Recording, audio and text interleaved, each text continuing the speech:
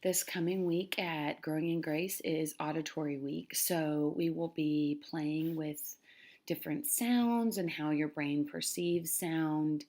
Um, Something you might not know about your auditory system is it operates with your vestibular system, and all of that information comes in as waves. So, like a sound wave is just a slower wave than what is perceived as sound. It's why um, really deep sounds like bass in a rap song or a R&B song, um, especially in a car, you can feel it and hear it. So you feel the car shaking, and you hear it.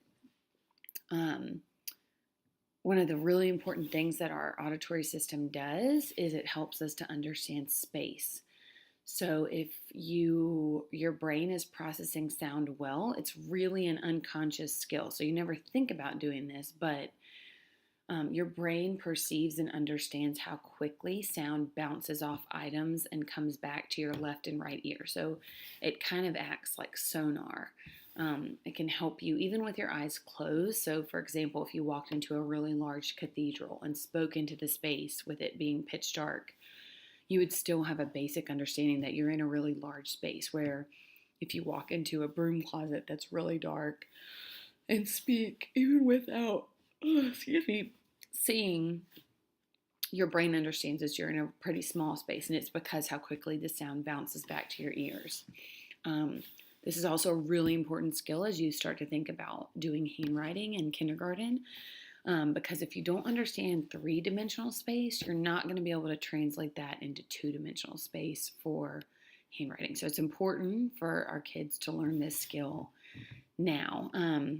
Really fun and easy way to play this at home is doing Marco Polo. um, because your kid is using sound and the perception of sound to locate things in their environment. I even play it with my kiddos where I call it concrete Marco Polo. So you're not allowed to move once you start talking to the person who's it. And with my really young son, I have him sit in my lap so he doesn't try to move around to cheat, because he really doesn't understand the rules yet. But he sits on my lap and we say polo, polo, polo until my older son with a blindfold can find us. Obviously, be careful in furniture rooms. They don't run into stuff, but it's a fun way to play with that perception of sound. We hope that you can join us on Friday, and we will see you then.